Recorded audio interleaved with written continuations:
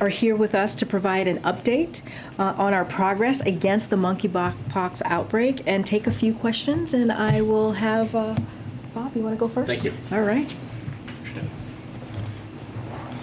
Well, good morning, and thanks for having me and Dr. Daskalakis here in the briefing room today. We wanted to provide an update on the progress we're making in fighting the monkeypox outbreak. As we announced a couple of weeks back, we have ample supply to vaccinate the highest risk individuals against monkeypox.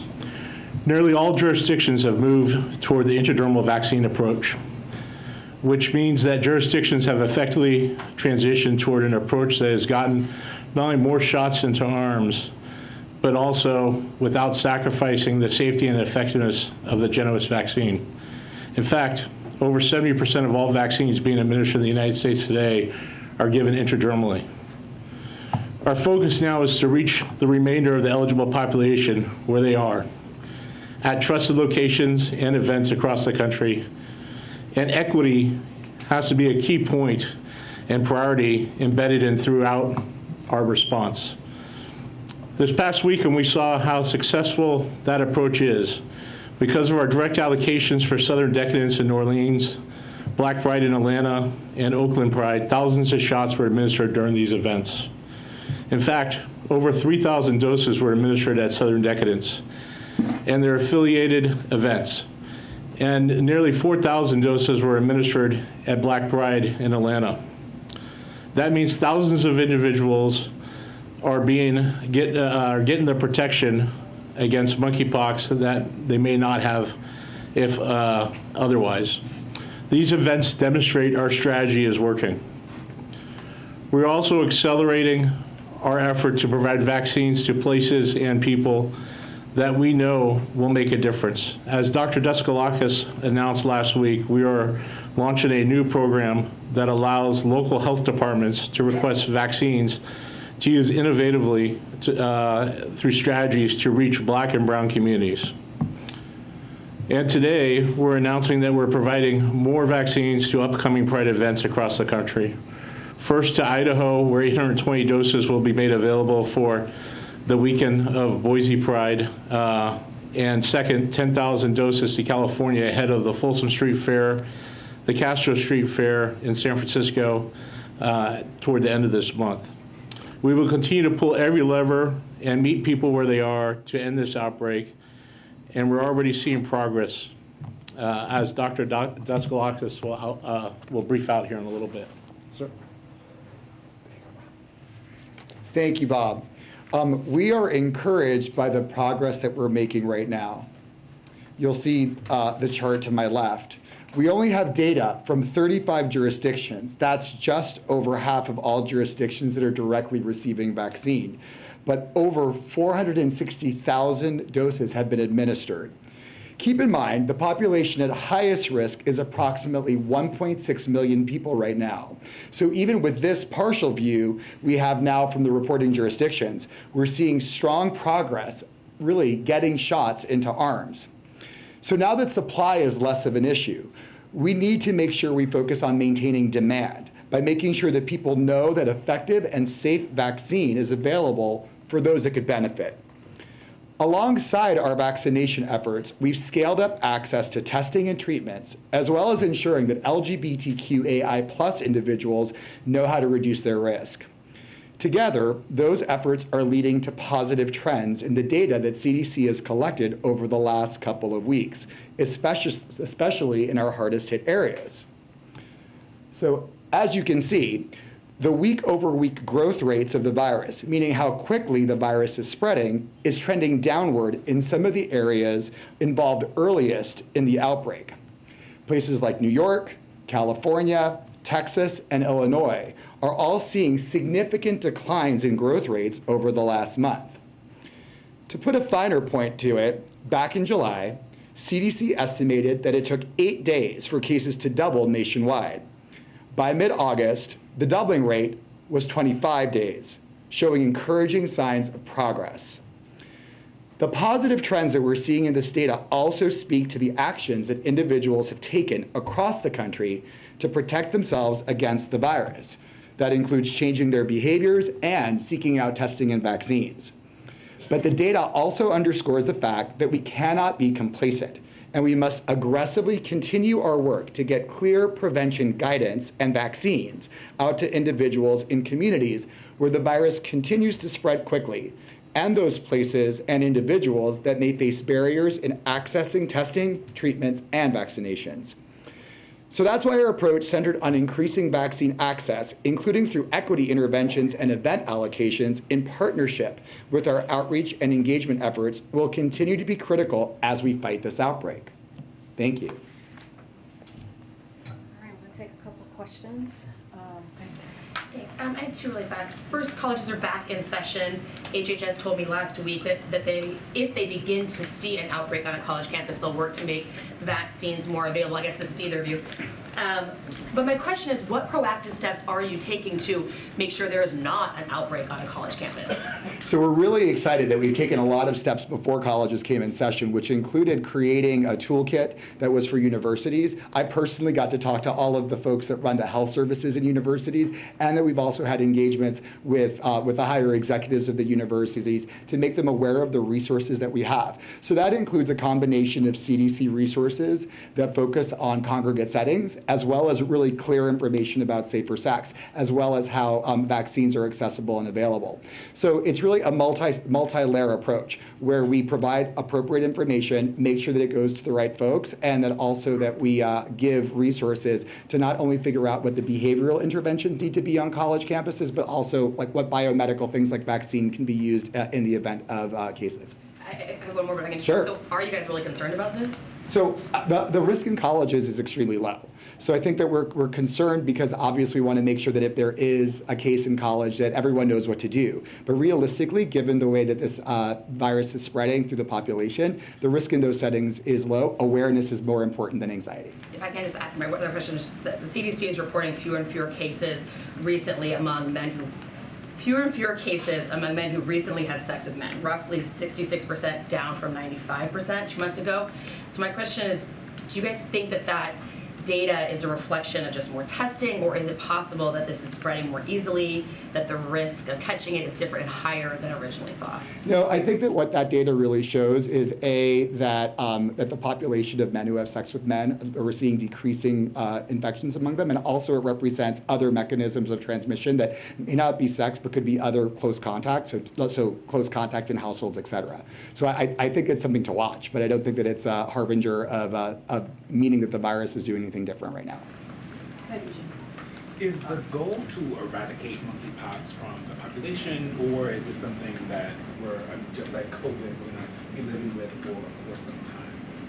Our goal is to really control this outbreak in the U.S. I think that we've seen really important strides in the right direction by creating more coverage in the populations that are at risk. Sort of creating that sort of level of immunity will be really important in us, but also thinking about the global environment and making sure that we don't just address what's happening in the U.S., but also think about the rest of the world, because infections that happen there will affect us as well. And when it comes to the funding and resources that you guys have available at this point, how long will it be before those go out and you have to get more from Congress?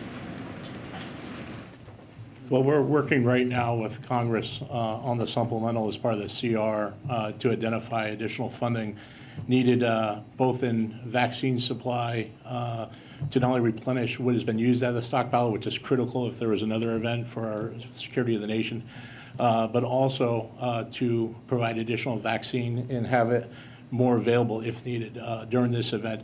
Also, there's a number of other things that we're pursuing, including technology with testing, research, to continue to watch this event and study as it progresses, to include other types of looking at the treatments that are being provided and those kind of things. So we have enough money right now to make the key decisions we need to make.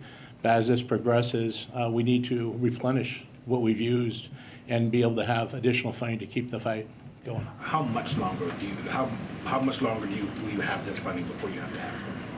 Well, we're asking for more right now as part of the supplemental, as part of the CR. So one would assume that as it goes into the end of the fiscal year, we'd be looking to hopefully working with Congress to get that additional money to make those investments in our stockpile and to make sure that we're able to replenish what's been used, plus have additional funding if needed.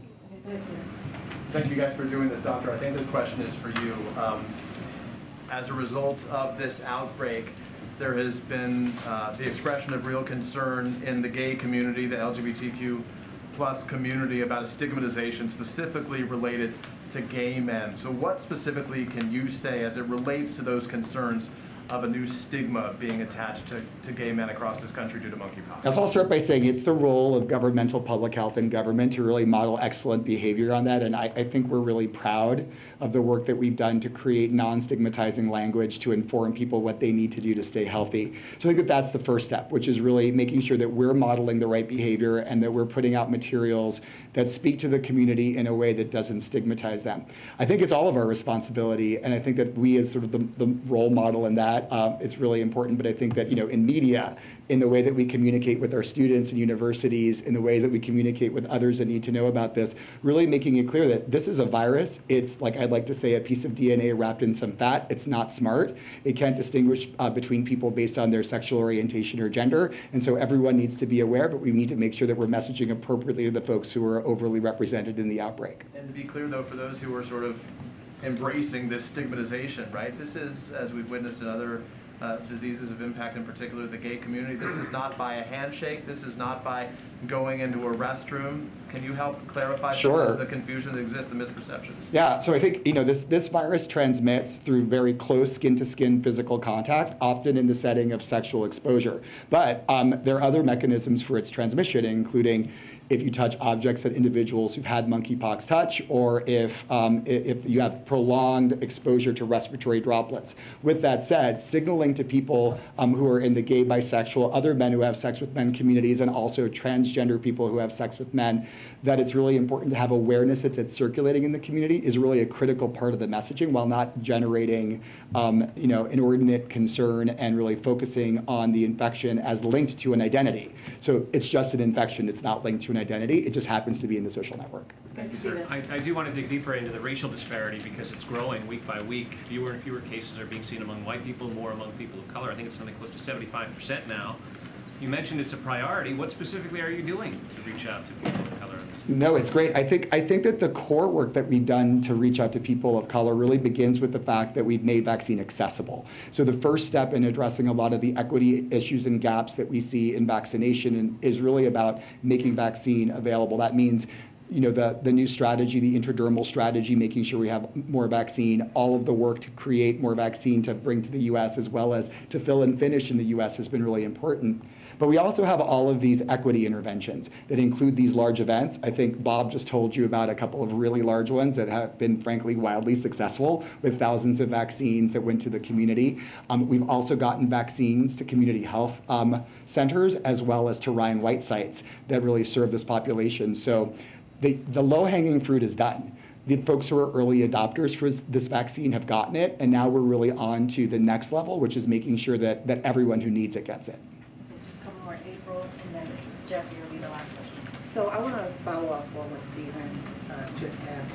What organizations are you working with, particularly those in the Black and brown community, that can help get the message out? And then once you work with them, what is the expectation of these organizations to help you lessen the numbers and even eradicate? Excellent question. So we, from the very beginning, before I was even at the White House working at the CDC, one of our primary objectives was engaging with organizations that serve the Black and brown community. And so those have been going on since the very beginning. And a lot of the communication there has been about really facilitating the materials that they need to be trusted messengers, as well as to provide them important tools to help their communities. I'll give some great examples. So for example, many of the events that we worked with at Black Pride in Atlanta, we interacted directly with organizations. The local jurisdictions, in fact, interacted with those. And that's really what the story of success is about with these events. It's not about just the vaccine allocation. It's about that intense community engagement that happens on the ground, because ultimately public health is a local event. And so giving the tools that people need to be able to sort of reach health goals is what we've been doing. And the support of organizations that serve Black and brown people have been pivotal in really turning the tide. And what I think you're going to see the new vaccine numbers emerging over the next few weeks. I know you said Black Pride Atlanta, but are there any other organizations that you can mention? So Black Pride is just the event. We actually worked with many organizations. We've actually engaged with national organizations that are umbrella organizations that focus on community-based groups that serve Black and brown folks. So really, it's a long list, but it is a continuous piece of work to make sure that we stay engaged. Thank you. You mentioned right here. You mentioned the rest of the world.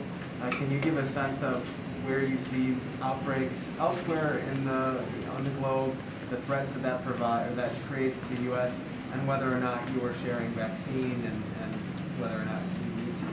So I'll start, maybe Bob, you can also fill in. So I think that when we're discussing vaccine and sort of strategy, the global part of this is important. And I think we have a new team that has joined the response, our coordination team that focuses on global, and we're having the conversations about how we can best support global vaccine efforts. Yeah, working with USAID as one of the leads in the State Department in the White House National Security Staff area, we've established a global task force across multiple different federal agencies to focus coordination to other countries, WHO, to ensure that we have a responsibility to assist and help some of those countries that may not have the resources to do that. And so working through WHO to determine who that is and what we can make available to support some of their efforts, not only in terms of vaccine, but in terms of some of our public education outreach, some of our technical expertise that exists here in the United States, and so working closely with those organizations to be able to support them. Can I follow up more quickly that one on international, on other countries, Karine? Okay, we're going to continue. We're going to continue. They'll be back. Thank you guys so much. Thank you. Appreciate it. Okay.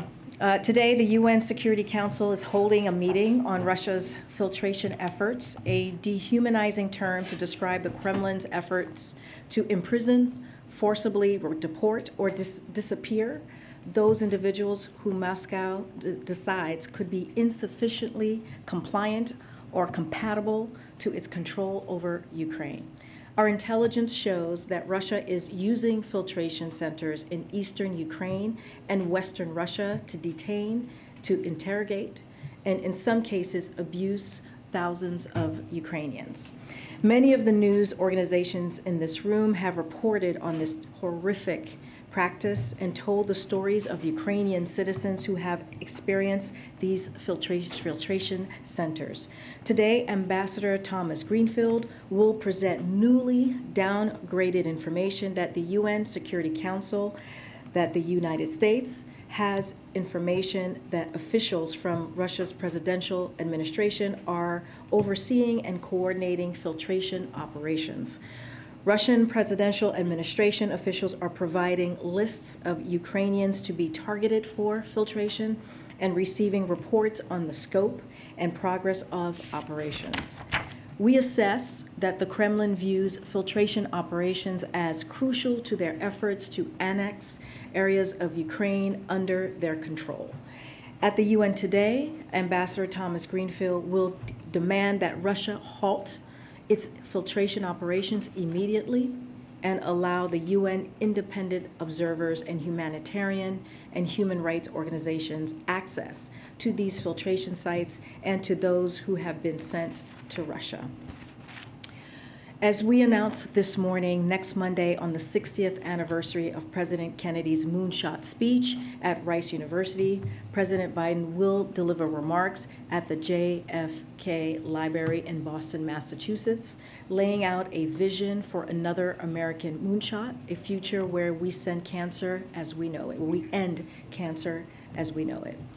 As President and Vice President, Joe Biden has led the cancer moonshot effort with the goal, and in February 2022, President Biden reignited the cancer moonshot and set new goals. First, to cut the cancer death rate in half over the next 25 years.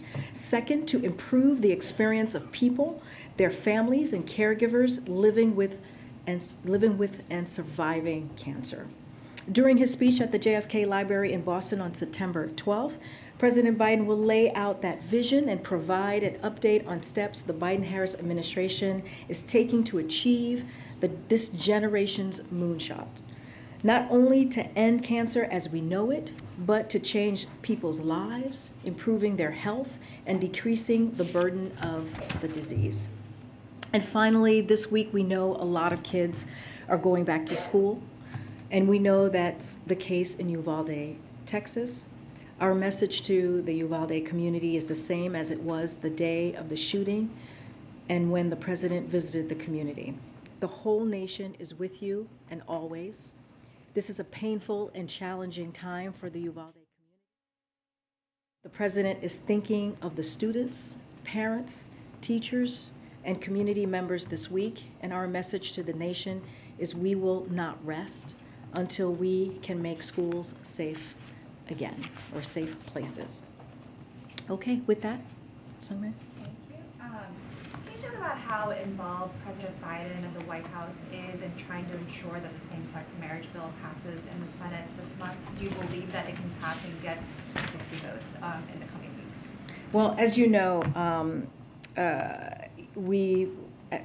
with the I know there's a legislative pathway that's being discussed currently in Congress, so we'll let leadership decide how to move forward with that.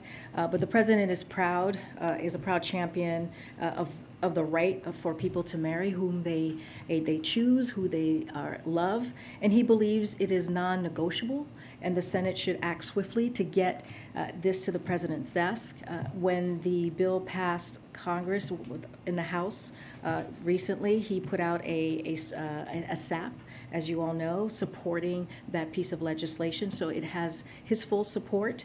And I just want to add, the president was one of the first leaders after the Dobbs decision leaked to sound the alarm about the imminent threats to the imminent threat this meant to the right to marry, something he has continuously reminded the country of since. So his team is going to continue to be closely connected and have continued conversations with staff and members in Congress to make sure that we get this done. But again, this is something that he supports, this piece of legislation, and this is an issue when it comes to marriage equality that he has supported through his Senate days and as VP and now as president.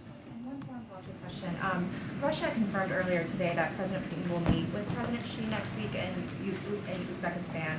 And obviously that's one of President Xi's first trips out of China since the pandemic began. And I'm wondering if the White House sees it as a concerning signal at all that for his first major foreign trip, President Xi is choosing to meet with President Putin, and what kind of message that sends to this White House? So, and we have said this before, I'm not going to speak to reported meetings between other countries. That's not something we're going to do here. It's not something we're going to do from the White House.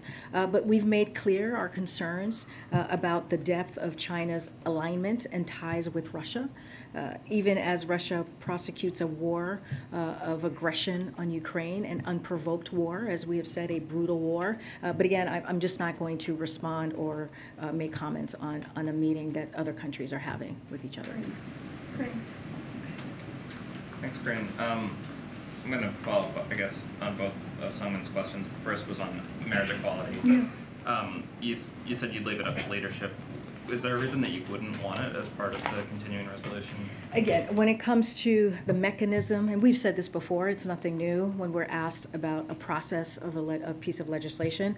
When it comes to that process, that mechanism, the path forward, we leave that to the leadership. On President Putin, he also spoke today and said that he threatened to cut off all energy exports to the West if the U.S. proceeded with its gas This cap. is the gas price.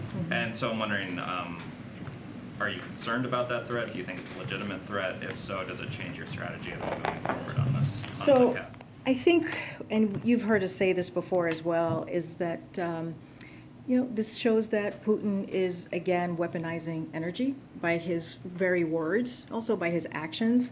But the president and our partners in Europe predicted this playbook. We saw this coming, and we have been preparing for months. And we have talked through the different processes of how this price cap could look. So another thing that we have done is we've set up a task force. You've heard us talk about this with the EU back in March to work on ways to increase alternate sources of natural gas to Europe and help reduce Europe's demand for Russian energy through increased efficiency and clean energy deployment. And so that is something that we're going to continue to do to be helpful to Europe as they head into the winter months. But this process of the task force already has had a positive effect as we've seen. Europe gas shortage will be full by the critical winter heating season. Germany will reach their target gas storage despite the Russian cuts ahead of schedule, and Europe as a whole will reach a significant higher level than last year. So again, we prepared for this. We knew this was going to be part of the playbook in Russia weaponizing energy as they have been for the past several months, and so we will be prepared for this move. A last quick one. I know I saw the readout between the President and the Prime Minister's phone call last night. It made mention of the fact that they discussed the Northern Ireland protocols, and I'm wondering if you can say specifically if the President discouraged her from abandoning elements of that, or give any more color to that conversation, sort of the tone and tenor of their tone. So I don't really have too much more to add from the readout. Look, the President expressed it is a priority protecting the gains of the Belfast and the Good Friday Agreement, and preserving peace, stability, and prosperity for the people of Northern Ireland. Don't have much more to add from that. Okay. I'm going to try and call the folks out. Go ahead. Thanks. Can you just follow up on Justin's first question? And I understand that storage supply is certainly up right now, but if whether goes in a bad or unpredictable direction, things could get significantly worse for Europe in terms of pricing for the people. How concerned is the White House right now about political instability we saw in Prague, the protests in Prague, and what it might mean for the coalition going forward? Do you mean in general, the coalition as it relates as in to kind of the Western alliance as it pertains to Ukraine, and whether or not political instability driven by energy cost increases could be very problematic? So look, you have seen the alliance and the strength of the alliance these past several months, and a lot of that is because of the leadership of this president. We are going to continue to work on that partnership. We're going to continue to work with our allies. As we have seen, NATO is going to expand by 2, and that's because of what this president has been able to do. This is one of the things that Russia, that Putin, that the Kremlin thought it was going to do is divide the West, make NATO weaker, and it did the complete opposite. And that is what we have seen for the past several months. And as you know, the president was in Europe recently, just before the summer, and you saw the strength of that alliance. You saw the strength of that partnership, and we believe you're going to continue to see that, and we're going to continue to be in coordination. I mean, I think the price cap, when the G7 finance ministries met last week, you saw them come together and put forth different pathways to the price cap. And so that is one way you see that alliance continuing as well. So we know that there's a lot more work to do, and we'll keep looking for ways as gas increases and in Europe, and to help bolster other sources of energy as well. We'll work towards that where possible. But there's no near-term concern that there are fractures in terms of there's very united group of countries. We are still very united. We're continuing to show that unity. Again, we have to remember, Putin thought when he started this war, this brutal war, this unprovoked war, as I've said earlier before, as we have said many times from this podium, that he was going to divide the West, that he was going to make NATO weaker, and the opposite happened. It is stronger than it's ever been before, and we believe that will continue and continue to grow that relationship. Question on the line. Following up on the question about the call with the new Prime Minister yesterday, did a trade deal between the U.S. and the UK come up? Was that discussed? The US-UK trade deal. So there is no formal linkage on trade talks between the US and the UK and the Northern Ireland Protocol, as we have said, but efforts to undo the Northern Ireland Protocol would not create a conducive environment, and so that's basically where we are with the dialogue. Trade at all yesterday? I don't have much more than what was in the readout, but that's where we've been with that. And will President Biden meet with Prime Minister Truss when he's at the General Assembly? We don't have a meeting or anything like that to read out at this time. Karine, the Washington Post, as you've likely seen, reported that some of the files seized at Mar-a-Lago include material on foreign nations' nuclear capabilities. Bless you. Sweet gracious. Take that outside, Ed. One more time. Do you need a tissue? No. Okay. We'll start.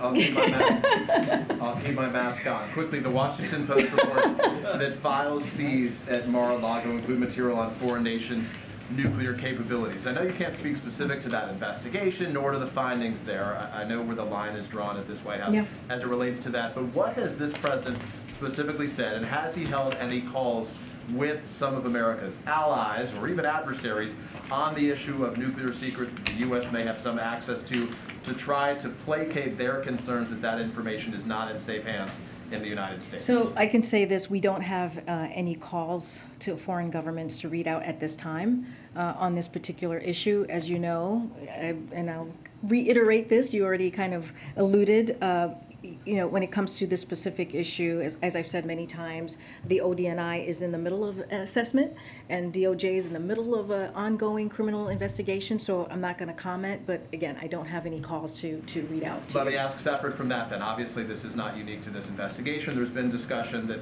classified information was mishandled by the last administration, even before this investigation that we've been reporting on. So at any point has the president had conversations with other nations to communicate to them that information, they should view that information as secure? What has he done to try to make that message clear to those allies or adversaries around the world? Again, we don't have any calls Has he in the past? We don't have any calls to any foreign government to read out to you at this time. From any time over the course of 18 months? We don't have any calls to read out at this time. Thank you. Okay, I'm going to go jump around. Go ahead. I want to ask about a decision today by a judge in Texas who said the Affordable Care Act's requirement that insurance plans cover HIV prevention drugs violates the religious freedom of a company.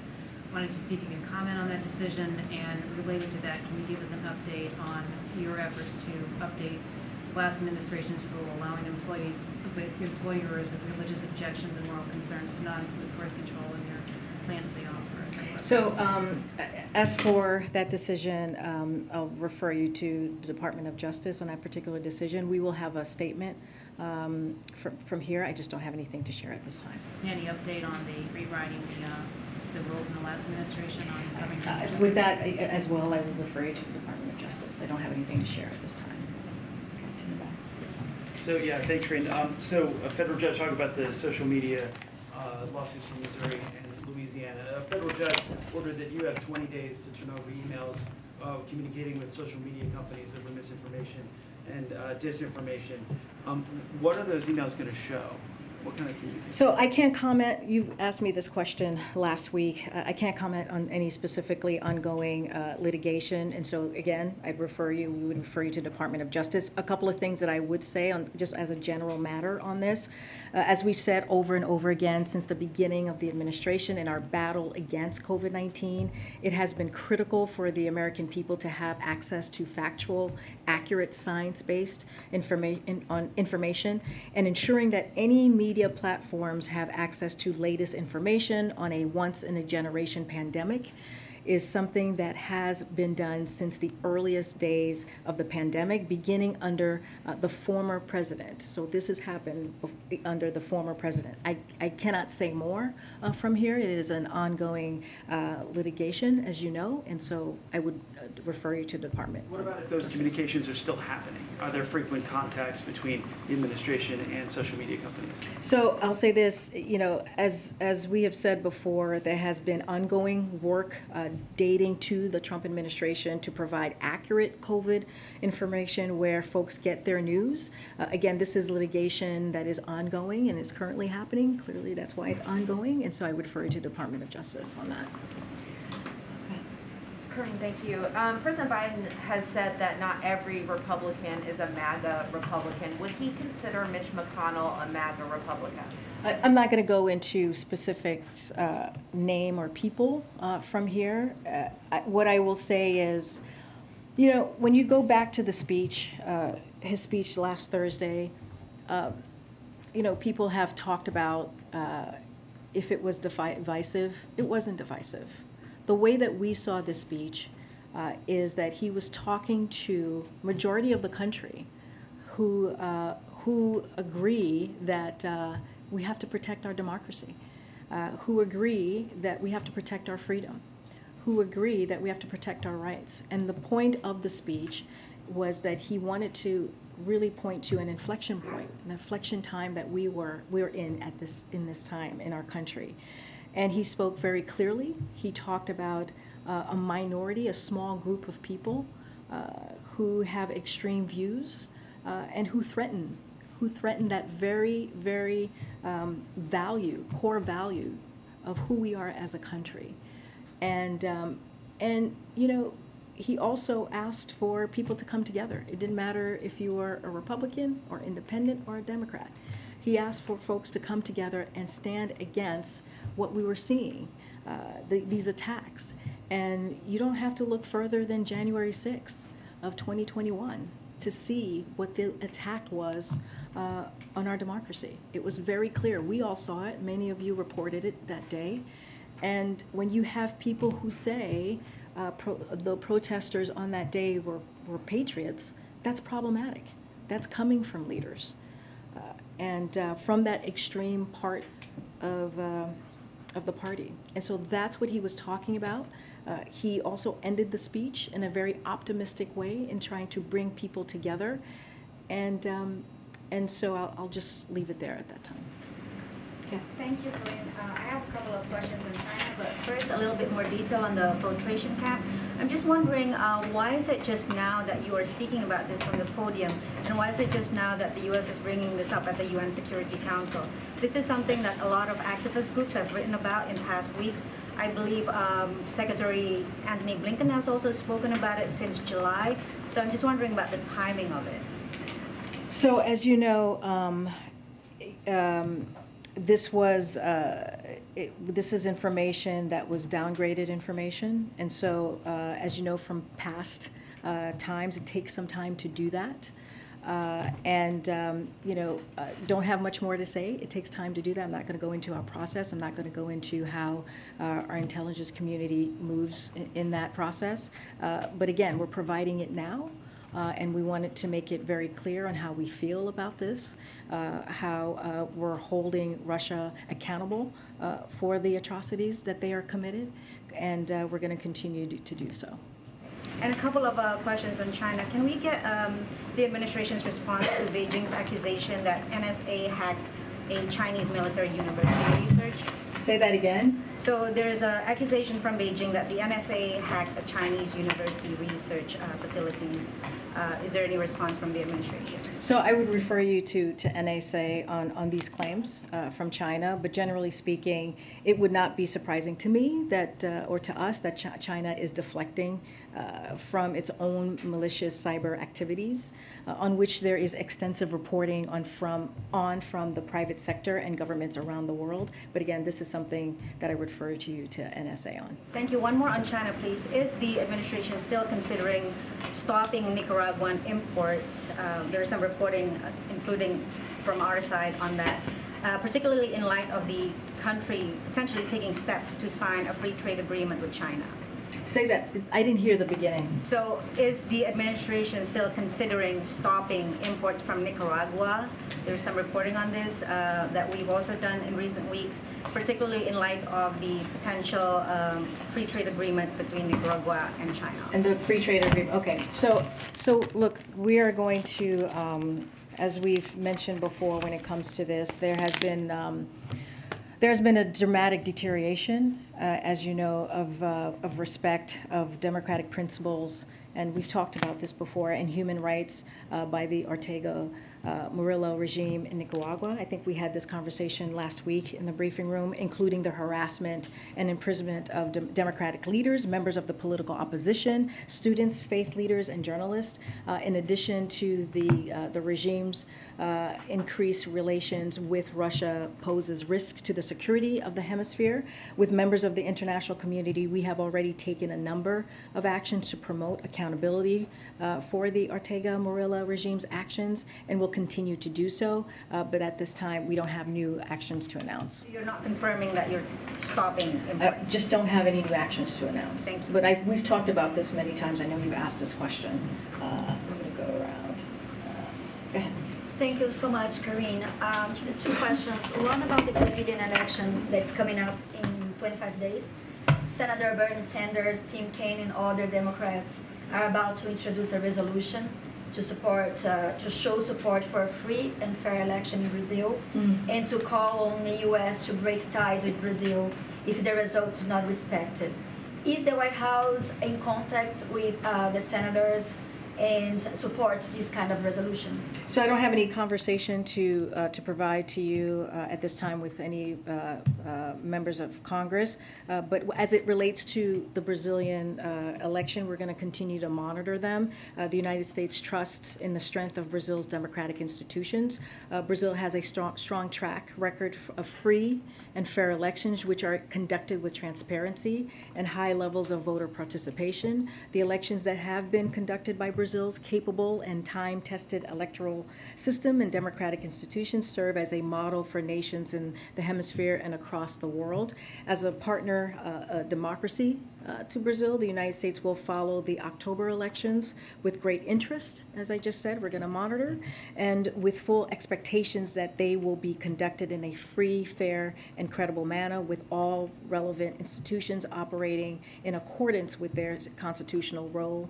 But again, we're just going to monitor the upcoming Brazilian elections. Don't have any calls or meetings to read out. But is this kind of resolution something the White House supports?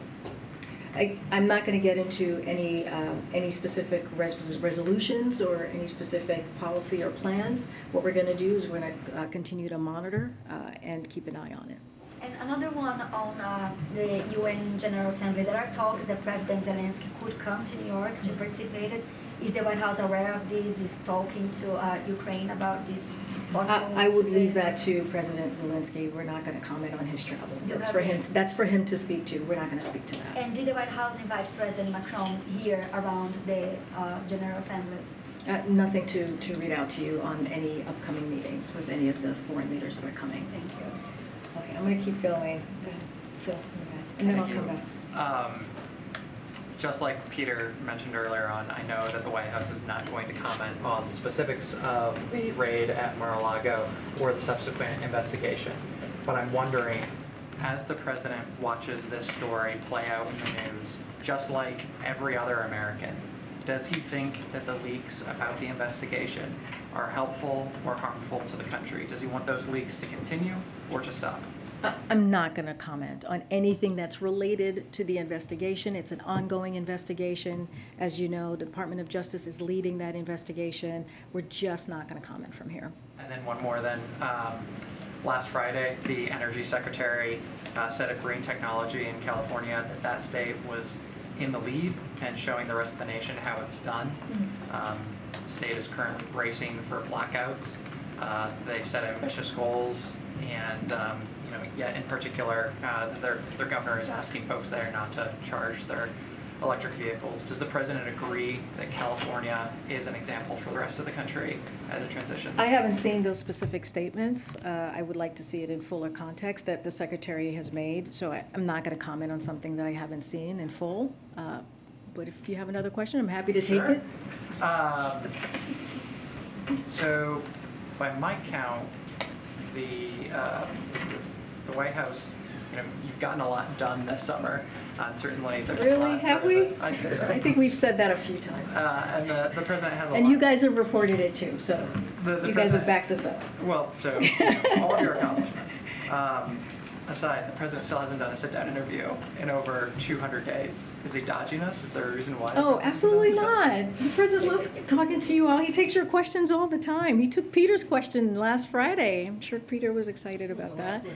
I have another. No, he took he actually, Ed, he took another question when we were traveling. A sit-down interview is much different than when the president... No, I hear you. I hear you. The president's going to, he is happy to talk to you all. As you know, he does it multiple times during the week. I don't have a sit-down interview to announce or provide or schedule at this time. And, look, you guys know Joe Biden. He's been a senator for 46 years. He was vice president for 8 years. And, you guys have followed him and have had multiple conversations, some of you sit-down conversations with him. And once we have something to share, we will share that. Okay. All right. Thank you so much. On Iran this morning, the administration warned of further action after the cyber attack on Albania, and I wanted to know what kind of further action could that be, and do you expect it to be only an American action or maybe a coordinated set of sanctions with other NATO countries? So, will NATO allies will make their own sovereign decisions about how to respond to the cyber attacks, including whether to invoke. I know people have asked about Article 5, and so that will be up to the NATO allies. As you know, there's a process in this. There are multiple processes before we can get to invoking Article 5. So again, that's something that the NATO allies are going to have to discuss. The administration support invoking again, this is not. This is part of NATO allies to decide on. And so our role here is to support Albania's efforts to hold Iran accountable and work with Albania to strengthen its cybersecurity and reinforce norms of responsible state behavior in cyberspace. That is what we're going to do and be a helpful ally in that way. Thanks, Stephen, and then I'll come to you. Thanks. The water pressure in Jackson, Mississippi has been restored, but it remains a perilous situation. There's a boil water advisory in effect again. The president said last week he had no plans to travel to Jackson. Does that remain the case? So as you know, the EPA administrator is in Jackson right now. He's supposed to be doing a press gaggle. I think it may have happened already while I was here with all of you. So he was he's there today, and he has had a press gaggle, I believe, with the mayor and also the governor. I don't have a trip to read out to you. I do want to say FEMA, EPA, and the U.S. Army Corps of Engineers continue to partner with officials there to help distribute water, expedite the delivery of equipment to repair the water treatment facility, and support with safety inspections. The emergency declaration signed by this president just last week or so includes reimbursement for drinking water and support for temporary repairs to the water system. Just a couple of things I want to list out to date that we have done. 5.6 million bottles of water have been distributed at state-run sites to date. FEMA has an additional 5 million liters of water available if requested at nearby distribution centers. A call line is available for residents who need home water delivery, and the state, the private sector, and volunteer organizations are also providing water to residents who cannot get distribution sites. And both EPA and U.S. Army Corps of Engineers are on site at O.B. Curtis Treatment Plant to assess the pumping system, wastewater infrastructure, electrical system, and safety concerns. Again, our administrator of EPA, Regan, is there. The FEMA administrator, Criswell, was there recently, as well as Mitch Landrieu was there on Friday. And so we have had an all hands on deck and being as very responsive to their needs and surging that response right after the declaration was requested and signed by the president. It's not the first time the EPA administrator has gone down to Jackson to talk about this problem. He went last year. Why has the president decided, or seemingly decided, at least to this point, not to direct the nation's attention himself to this problem? I mean, he's going over the next week, he's going to Ohio, Massachusetts, Michigan. We've traveled with him to New York, New Jersey, Kentucky, Texas, and the West. to talk about natural disasters. This is a man-made disaster. Why doesn't he use the power of the presidency to focus the nation's attention? I would say, Stephen, that he has used the power of the presidency to focus on this particular issue. If you think about what happens to brown and black communities across the country when it comes to environmental injustices, if you look at the bipartisan infrastructure law, if you look at the Inflation Reduction Act, if you put those together, $100 billion is going to deal with that issue in communities like Jackson. And that's going to go a very long way. That is an investment that we don't see at all very often from a federal government, from a White House, to be zeroed in on those issues of environmental injustices. This is part of the plan of this president to deal with that in a real serious way. And we're going to continue. We have worked closely with groups and organizations on other things that we can do to deal with these issues. And so we're going to continue to do that. I mean, that's why the bipartisan infrastructure law is so critical, is so important. It's going to fix crumbling infrastructure that, like we're seeing in Jackson. We've talked about the $400 million through the American Rescue Plan for water upgrades across that very state. The city has allocated $20 million of its ARP funds for water and sewer infrastructure needs, $75 million through the bipartisan infrastructure law to support the state to provide clean and safer water this year, with an additional $429 million available to the state over the next 5 years. $30.9 million through the EPA's revolving loan funds for treatment and distribution system improvements for Jackson. And so we have made this a priority. The reason why the EPA administrator has been there multiple times is because he has made that a priority, in particular dealing with environmental justice issues that we see across the country. So he has used the power and the power of the pen, if you will, to deal with this issue in a real way by providing funding that's been long needed in these communities. Yeah.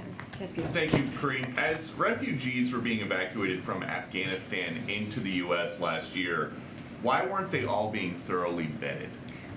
So are you talking about, what are you referring to? Well, so as the White House was managing the Afghanistan withdrawal last year, we were told no one is coming into the United States of America who has not been through a thorough screening and background check process. But now there's this DHS Inspector General who says CBP admitted or paroled evacuees who were not fully vetted into the United States. That is not good. That is different than what you guys said. So how did this happen? No, it's not different than what we have said. That very report, it did not take into account the key steps in that rigorous, you heard from us, rigorous and multi-layered screening and vetting process the U.S. government took before at-risk Afghans were permitted to come to the U.S. Again, I would refer you to the DHS comments on this. It did not take into full account of what the other agencies are involved in making sure that this multi-layered process and screening process, it is a multi-agency effort, and it did not, this particular report did not include that. Okay, but so in the last week or so, we've heard the president calling elected Republicans a threat to the country. Does he think MAGA Republicans are more of a threat to the country than people DHS says may pose a risk to national security and the safety of local communities? Again, DHS has disputed this report. And it said it didn't take into account the key steps that we have taken as a U.S. government, the rigorous multi-layered screening and vetting process that we take as a government. That was not part of the report. Again, this report is not accurate. I know that our team has spoken to your team about this, and the DHS has provided a comment saying just that. So again, I refer it to DHS. Karine, a question on Somalia. Thanks, Karine. The Obamas were here today. Yes. Before the event in the East Room, can you give us any color about what the Bidens and the Obamas did together? Yeah, one thing I can say, and I believe one of the presidents mentioned it while they were speaking, is they had lunch They had lunch together and they caught up and they talked about their families. And you know, they're very close. They're good friends. Not only were they partners for 8 years, but they also became close friends as well. Their families, and so I can say that they had lunch together. Where did they have lunch? I don't have specifics on where they had lunch, but they spoke to it. I can't remember which one. One of the presidents spoke to them having lunch and catching up. Okay, and just one other topic following up on Peter's question. Can the United States assure its allies that their nuclear secrets are safe? I know you guys have a lot of interest in this, and I know this is a question that is more broader question, but I want to be very clear, and from here we cannot comment, or we will not comment on anything related or close to the independent investigation, and I'm just not going to comment on that. I'm going to go. Only one or two more. Oh, okay, one or two. Let me call on folks I haven't called. Karen? Just to go back to the $47 billion in funding that the White House had requested last week, COVID, Ukraine, monkeypox, and natural disasters. Can you give us an update on what the White House is doing right now, the conversations that are being had with lawmakers to try and push that through? Is the president having conversations with lawmakers? And is there something that, if there's a sense that something has to get dropped, what's the priority of that list right now? So I'm not going to get into a priority of list. Look, the way we see this is our job is to tell Congress what we need to protect the American people, what we need to get things moving as we look at the different components here. And so, you know, when it comes, for example, when it comes to COVID, funding, we have been clear that without additional funding, we would have to make a different trade-offs and repurpose a previously allocated funding, and that's precisely what we've done, right? I've talked about the COVID testing. We had to end that process last Friday, and so we've been very, very clear on this. But the other piece of this too is this is not new. We did this same process this time last year, and Congress was able to get that done. So we don't see this as a difficult process. We don't see this as an uphill battle. We see this as that is very doable. And again, we're going to make the case with Congress. We're going to engage. We're going to do meeting in person with bipartisan members of Congress from both the Senate and the House to talk about the consequences of inaction, to answer their questions, to make clear that we cannot afford to not act in light of new subvariants as we speak about COVID, and how dire things could look like or later this year if we don't act, if we don't get that extra funding. So again, we're going to continue to make the case. We're going to also actively talk to our governors and our stakeholders in this process as well. But again, we've done this before. We've been here again this time last year, and we think Congress can get this done in time. Just be clear, the president will have those meetings with bipartisan members, or is that staff? When I say we, it's going to be his staff. But as you know, the president, as we have said, regularly has conversations with members of Congress on an array of issues. But of course, his staff is going to be continuously being active in having those conversations, and that includes, the COVID response team. That includes our Office of Legislative Affairs. That includes senior staff, an array of staff in this building who are directly dealing with the CR. Okay, I'm going to take one last question. Can I ask you a question on Somalia? Well, I took your question yesterday. Let me try and pick somebody. Go ahead, SB. Way in the back. I'll be back tomorrow. People are dying there. Two quick ones, Karine.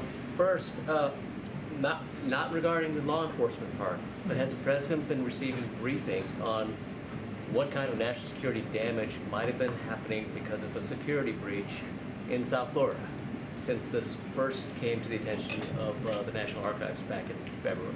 So, as you know, ODNI is doing their own assessment on this. We're going to let them do that assessment and do that work. that they're doing on this particular independent investigation that is happening, that DOJ is doing. The president has not been briefed. I've been very clear about that. He has not been briefed on this. None of us have been here in the White House has been briefed. We're just not going to comment on an independent investigation that's being done by the Department of Justice. Again, ODNI is doing their own assessment, and we'll let them run that process. But on the ODNI part, shouldn't the president be interested in, so these it has nothing to do with interest. It has everything to do with ODNI doing their process and us letting them go through that process. And the second one, regarding the speech, there are Republicans who, in good faith, oppose abortion. Liz Cheney is one of them, who the president has complimented and praised. She opposes abortion. So was it a mistake in retrospect to put that line in the speech about choice when it was clearly referring to... He's also said that they have many differences when it comes to agenda and policies. He has said that as well. So that is, he's been very clear about that. Look, when you think about what happened with Dobbs, the Dobbs decision that was made on June 24th, it was something that was devastating to women, devastating to people's lives. It was a right that existed, a constitutional right that existed for almost 50 years. And that was taken. That was an extreme act. And what ended up happening is you saw national Republicans, say that they wanted a national ban to take away people's right, to take away a woman's decision to choose. That is something that we have to stand up against and speak out about, and be very loud and clear that, we have to fight for our freedoms and our rights. And so that's what the president's going to do. He's going to continue to protect women's rights. And it's going to lead, as it was made very clear in the Dobbs decision, we're talking about contraception, right? We're talking about privacy. We're talking about marriage.